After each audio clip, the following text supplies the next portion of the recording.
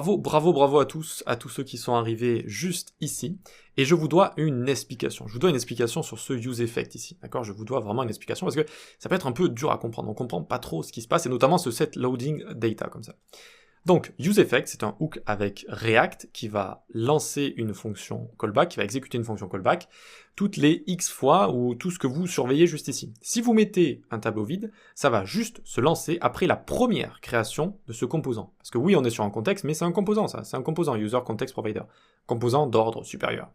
Ok, donc il va se créer une première fois, et à la fin de cette première fois, on veut lancer notre observateur. C'est ça, c'est notre observateur. On va à partir de cet instant, observer des choses. On va observer si on log out, si on log in, si on sign out, etc., etc. Ok?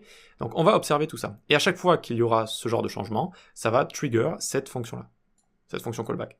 Et à chaque fois, on pourra voir, soit si on s'est inscrit le nouvel utilisateur, si on s'est connecté le nouvel utilisateur, si on s'est déconnecté, pas d'utilisateur. D'accord? Ça montrera ici qu'il n'y a plus d'utilisateur. Mais il faut bien le montrer quelque part, il faut bien qu'on le notifie quelque part. Et donc, pourquoi, diable, ici, j'ai mis cette loading data comme ça? Qu'est-ce que c'est que ce bazar? Pourquoi on a besoin de ça? Eh bien, c'est ce que je vais vous montrer tout de suite. Imaginons ici, hop, je l'enlève, d'accord? Donc, hop, on l'enlève juste ici. Hop, hop, on met juste props.children. Et donc, je l'enlève ici aussi, je le mets juste en commentaire, comme ça. Voilà, tac, ok. Testons. Alors ici, qu'est-ce qu'il me raconte celui-là? Ok, c'est bon. C'est bon, donc testons, je vais me mettre un petit log quelque part. Alors, où est-ce que je vais le mettre pour que ce soit judicieux? Ici. Je vais mettre un log mage, c'est pas mal, mage et current user. Current user ici, très bien. Et donc, dans private ici, on a également une console log. D'accord, on a également un console log. Donc là, on voit que je suis connecté, je peux actualiser, à chaque fois, je vais voir que je suis connecté. Mais là, déjà, on voit qu'il y a un petit problème, qui est lié à ce que je vais vous parler. De base, on voit I sign in or sign up, c'est-à-dire qu'on ne sait pas encore si on est connecté, et après on voit qu'on a une réponse et qu'on est connecté. Ça, il faut éviter de le faire, à tout prix. Il faut éviter de montrer des choses qu'on n'a pas envie de montrer, et puis hop, juste après, c'est bon, en fait, vous êtes connecté, je vous montre la bonne chose. Ok? Il faut éviter ce genre de choses. Et donc, regardons dans la console. Au début, on a bien undefined, on n'a pas notre utilisateur, et ensuite, il arrive. D'accord? Tout ça vient du user context, hein, c'est le user context qu'on a fait juste là. D'accord? Donc, d'abord, on a rien du tout, et ensuite, on a notre user juste ici, d'accord? Donc on voit qu'il y a une sorte de temps d'arrêt en fait, il y a une temps d'arrêt comme ça, ou un temps d'attente plutôt, avant de recevoir la réponse. Et ça, c'est parce qu'on n'est plus en train d'utiliser ce set loading data. Mais bon, là vous allez me dire, bon, c'est vrai que c'est pas cool, c'est pas génial, niveau expérience, etc., niveau sécurité, mais finalement, bon, ça va, c'est pas si grave. Eh bien regardez maintenant, regardez plutôt. Si on essaye d'aller sur private home, à la main comme ça, je vais d'ailleurs le copier pour que ce soit plus rapide, hop, ça fonctionne pas. Ça me ramène au début. Ça me ramène au début à chaque fois. Je vois même pas le GIF ni rien là, je vois rien du tout. Ça me ramène directement au début. Pourquoi? Est-ce que vous avez deviné pourquoi?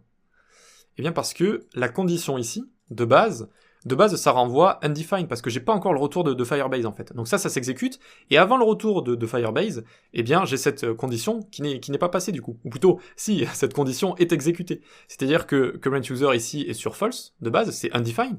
D'accord, c'est undefined, donc je retourne au début, avant que Firebase ait pu me renvoyer quelque chose. C'est exactement ce qui se passe ici.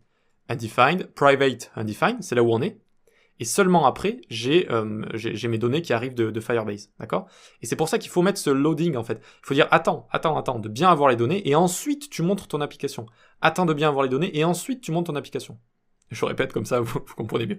Et du coup, allez, hop, on peut se redécommenter tout ça. D'accord? Donc, de base, on le met sur true, parce que les données vont loguer, de base. D'accord? Et une fois qu'on aura bien notre utilisateur, on le met sur false. Et donc, seulement quand on a bien les données, alors on envoie notre application.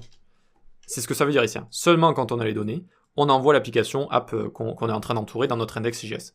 D'accord? Encore une fois, props.children ici, ça correspond à ça. Voilà. Donc, vous avez compris maintenant?